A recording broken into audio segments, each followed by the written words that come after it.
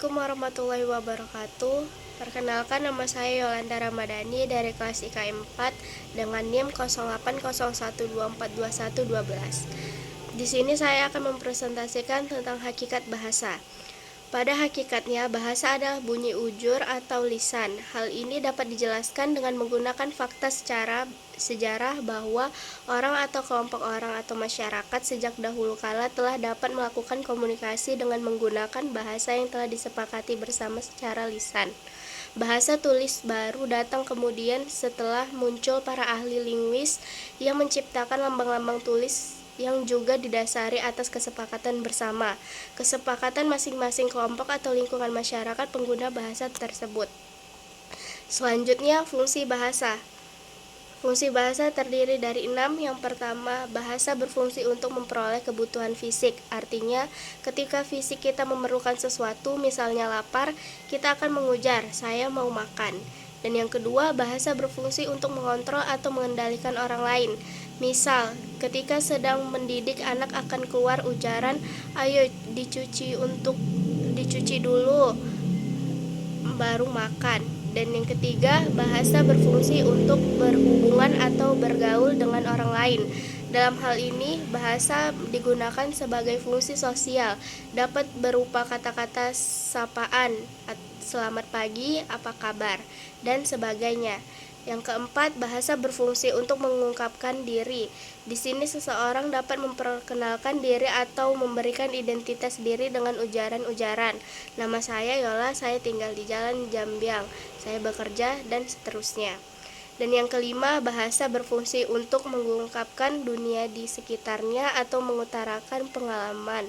Dengan bahasa, orang menceritakan peristiwa atau kejadian-kejadian yang pernah dialami, masa lalu, masa kini, di berbagai lingkungan.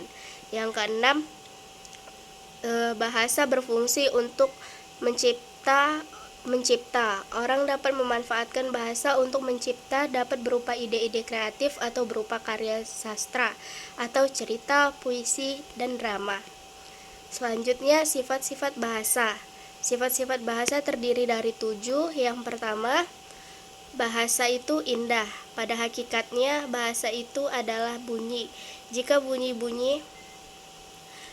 bunyi-bunyi ini disusun dengan cara memadukan bunyi-bunyi vokalnya atau juga konsonannya, akan menghasilkan keindahan yang tidak dimiliki oleh entitas non-bahasa.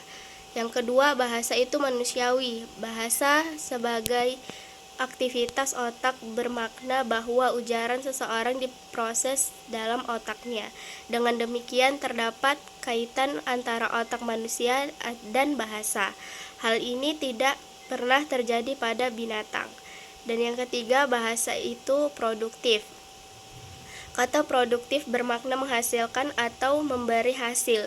Dalam bahasa atau linguistik, produktif berarti mampu menghasilkan terus-menerus dan akan dipakai secara teratur untuk membentuk unsur-unsur baru.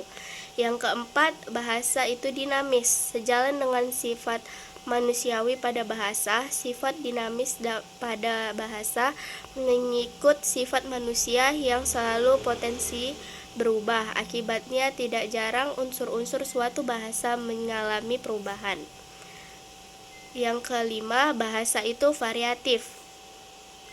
Bahasa itu memang milik manusia sehingga dia atau bahasa mengikuti apa yang diinginkan manusia.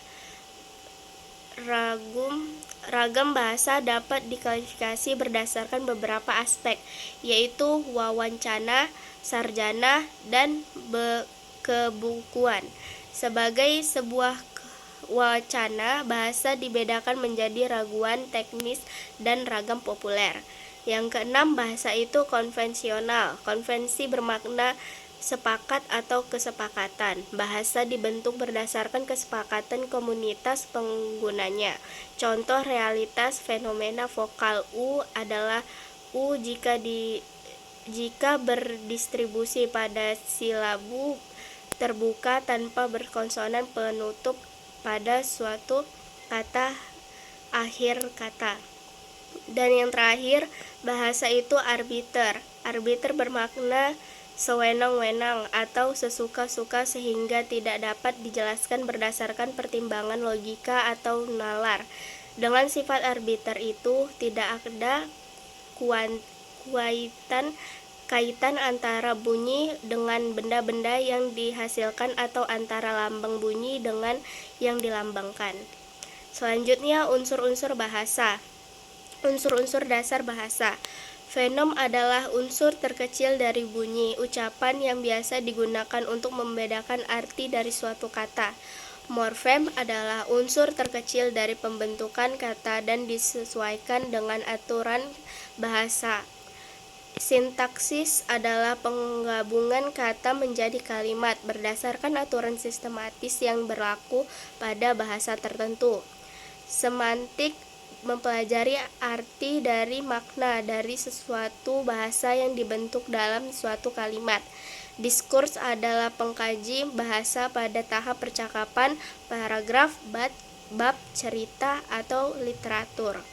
Sekian dari presentasi hakikat bahasa dari saya. Saya ucapkan terima kasih. Wabillahi taufiq wal hidayah. Wassalamualaikum warahmatullahi wabarakatuh.